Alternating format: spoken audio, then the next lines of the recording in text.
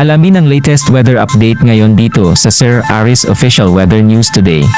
4 ng umaga, huling namataan itong sentro ni Bagyong Pepito sa layong 795 kilometers silangan ng Giwan, Eastern Samar. Ito ay isa pa ring severe tropical storm, bahagyang lumakas sa mga nakarang oras.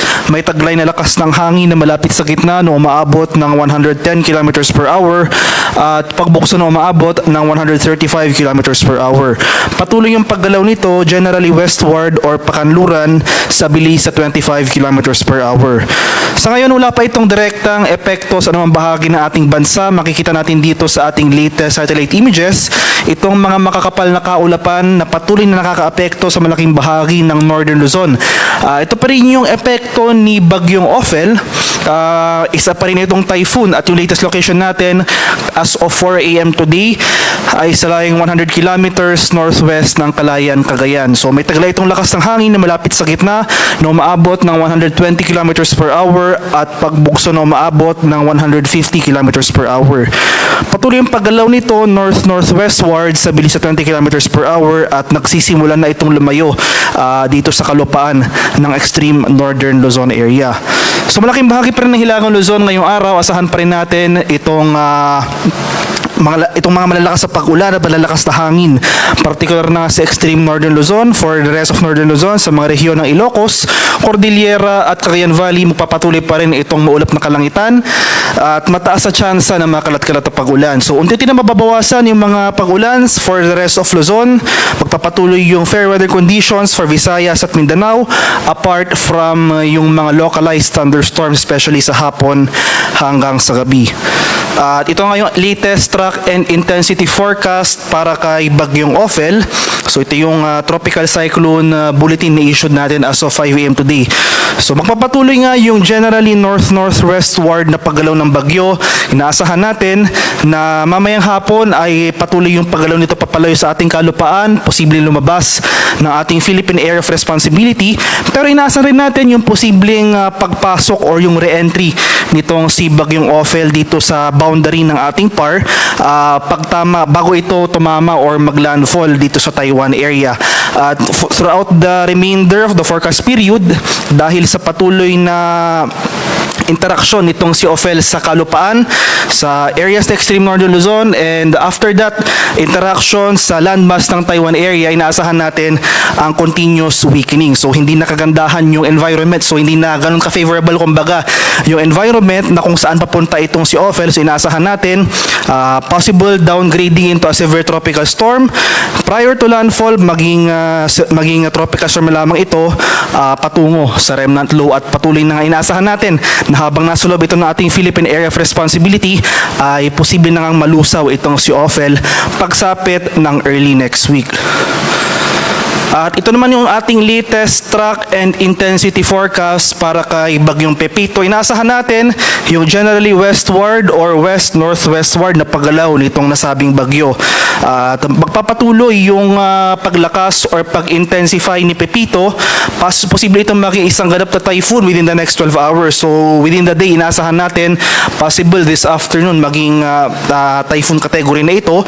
Magpapatuloy yung intensification or paglakas ng nasabing bagyo. Possible by tomorrow, isa na itong ganap na super typhoon category prior to landfall dito sa silangang bahagi ng Luzon or Visayas. So makikita natin dito, kailangan natin bigyan diin itong tinatawag nating confidence cone. Sakop nito ang malaking bahagi ng Central Luzon, Southern Luzon at Eastern Visayas. Nangangahulugan po ito na ito yung mga areas na posibleng maapektuhan nitong landfall o yung direktang pagtama ng sentro ng bagyo.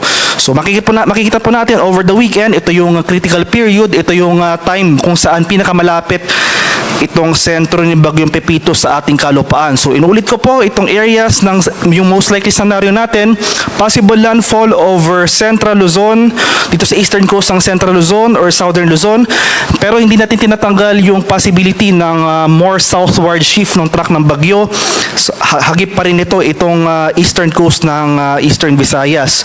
So umantabay tayo sa mga succeeding issuance ng tropical cyclone bulletins para sa bagyong ito kung makakaroon man tayo ng significant changes sa ating track scenario. So inaasahan natin yung landfall itong si Bagyong Pepito ay peak intensity or ito yung pinakamalakas na hangin na dadala ng bagyo.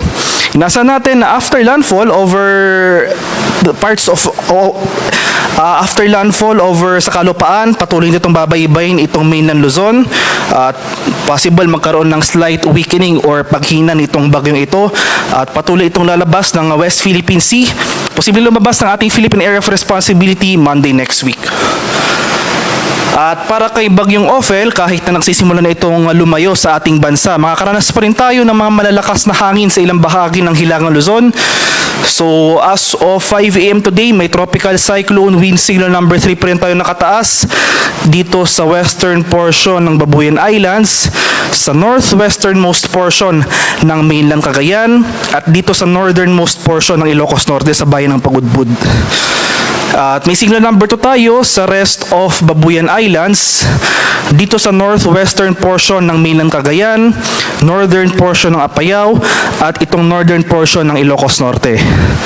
Signal number 1 sa Batanes, sa nalalabing bahagi ng Cagayan, itong northern portion ng Isabela, nalalabing bahagi ng Apayao, dito sa northern portion ng dito sa area ng Kalinga, northern and central portions ng Abra, sa nalalabing bahagi ng Ilocos Norte at itong northern portion ng Ilocos Sur. Kaya sa mga areas na ito, malaking bahagi pa nga ng Hilagang Luzon, maghanda pa rin tayo kahit na papalayo na itong si Bagyong Ophel. Asahan pa rin natin yung mga pagbukso ng hangin, especially sa mga areas under wind signal number 3. Posible mapaminsala pa rin yung hangin na ating inaasahan sa mga susunod na oras. And in anticipation naman sa papalapit na Bagyong Pepito, dumami pa yung mga areas na may tropical cyclone wind signal. So as of 5 AM today, tropical cyclone wind signal number 1 dahil sa papalapit na Bagyong Pepito ay nakataas na dito sa area ng Catanduanes, sa eastern portion ng Camarines Norte, dito sa eastern portion ng Camarines Sur. May signal number 1 na rin dito sa eastern portion ng Albay at dito sa eastern and southern portions ng Sorsogon. Sa areas ng Visayas, signal number 1 dito sa northern Samar, northern portion ng eastern Samar at sa northeastern portion ng Samar. Kaya sa mga lugar na ito, ngayon pa lang maghanda na tayo, may palugit or warning lead time itong tropical cyclone wind signal number 1. So magtataka man tayo, wala pa tayong nararanasang malalakas na hangin. Asahan natin na within the next 36 hours dahil sa papalapit na Bagyong Pepito, magsisimula na tayong makakaranas sa mga pagbukso ng hangin sa mga susunod na oras or at least sa susunod na araw.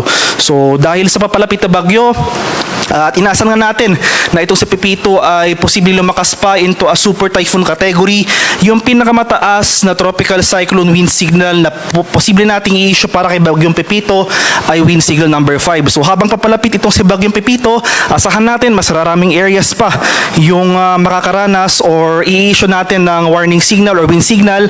Posibleng tumaas pa yung mga wind signal sa mga ilang lugar, especially itong mga lugar under wind signal number 1. Kaya mantabi tayo sa mga succeeding issuances ng ating tropical cyclone bulletin para kay Bagyong Pepito.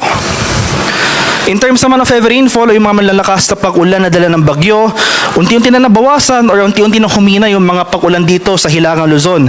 Moderate to heavy rains ang ating inaasahan pa rin pero sa areas ng Batanes, Babuyan Islands, Cagayan at Ilocos Norte. Gayunpaman, since nakapagtala nga tayo ng malawakang pagbaha sa ilang areas ng Cagayan Valley noong mga nakarang araw, kahit na nabawasan or humina na yung mga pag-ulan na ito, maghanda pa rin tayo dahil saturated na yung lupa sa areas na ito. Posible pa rin dyan yung mga banta ng pagbaha at pagguho ng lupa kahit na mahina yung mga pag-ulan na ating mararanasan. And in anticipation naman sa papalapit na si Bagyong Pepito, inaasahan natin as early as tomorrow, makakaranas tayo ng malalakas na pag-ulan sa malaking bahagi ng Southern Luzon, itong area ng Bicol Region as well as itong area ng Eastern Visayas. So itong areas shaded ng red, intense torrential rains, greater than 200 mm ng pag-ulan na ating inaasahan sa area ng Catanduanes, heavy to intense rains sa mga areas shaded ng orange. Yan ay sa mga lalawigan ng Camarines Sur, Albay, Sorsogon, Northern Samar at Eastern Samar. Moderate to heavy rains naman sa mga areas shaded ng yellow sa mga lalawigan ng Quezon, Camarines Norte, Masbate, Samar, Biliran at sa Leyte. Kaya sa mga lugar na ito, asahan pa rin natin na dahil sa papalapit na bagyong Pepito, mas rarami pa yung mga area sa mga karanasang pag-ulan. And pagsapit nga ng Sunday, ito yung peak ng rainfall or ito yung time period kung saan pinakamalapit itong si Pepito sa ating kalupaan. Malaking bahagi na ng Central Luzon, some parts of Northern Luzon, itong Southern Luzon, as well as Eastern Visayas, magpapatuloy mga pag-ulan dito. So, mas lalakas pa yung mga pag-ulan sa malaking bahagi ng Southern Luzon area. Asahan pa rin natin, intense torrential rains. Inulit ko po, ito yung mga areas shaded ng red sa mga lalawigan ng Aurora, Quezon Province, Camarines Norte, Camarines Sur, at Catanduanes. Heavy to intense rains, ito yung mga areas shaded ng orange sa mga lalawigan ng Nueva Ecija, Bulacan, Rizal, Laguna, Marinduque, Albay, Sorsogon, at Northern Samar. Moderate to heavy rains naman, ito yung mga areas na shaded ng yellow sa mga lalawigan ng Nueva Vizcaya, Quirino, Pangasinan, Zambales, Tarlac, Pampanga, Bataan, dito sa Metro Manila, sa Cavite, Batangas, Oriental Mindoro, Romblon, Masbate, Samar, at Eastern Samar. Kaya sa mga lugar na ito, especially itong mga areas shaded ng red at orange. So ito yung torrential rains, heavy to intense rains rin na ating inaasahan sa mga lugar na ito. Ito yung mga lugar na mararanasan yung pinakamalalakas sa pag-ulan na dala ng papalapit na bagyong Pepito. Ngayon pa lamang, maghanda na tayo sa mga posibleng pagbaha at pagguho ng lupa dahil nga inaasahan natin over the weekend magsisimula yung mga malalakas sa pag-ulan sa mga areas na ito. Magsimulan na tayo ng precautionary measures, especially nga dito sa area ng Bicol Region at Eastern Visayas. And as of 2 a.m., ito yung storm surge warning po natin na na-issue. Ito yung daluyong ng bagyo, especially sa mga low-lying areas at yung mga coastal communities along this coastline. So inaasahan natin 2.1 to 3 meters na wave height or yung storm surge height sa mga areas or sa mga coastlines ng Batanes, dito sa Cagayan, Ilocos Norte at Ilocos Sur. 1 to 2 meters ng storm surge height naman natin inaasahan sa areas or sa mga coastlines ng Cagayan at sa Isabela. Ito ay para sa storm surge warning para kay Bagyong Ophel. At in anticipation naman sa papalapit na Bagyong Pepito, nag-issue na rin ang ating nag-issue na rin po tayo ng storm surge warning for the next 48 hours. Inaasahan natin itong moderate risk ng storm surge dito sa mga areas ng Camarines Sur or itong coastlines ng Camarines Sur as well as Catanduanes. So 1 to 2 meters naman ng storm surge ang ating inaasahan sa mga coastlines ng Albay, dito sa Camarines Sur, dito sa area ng Eastern Samar, Northern Samar, pati na rin dito sa area ng Sorsogon. Kaya sa mga lugar na itong maghanda tayo, especially sa mga low-lying areas, itong mga coastal communities na malapit sa dagat baybayin sa posibleng storm surge o yung daluyan ng bagyo.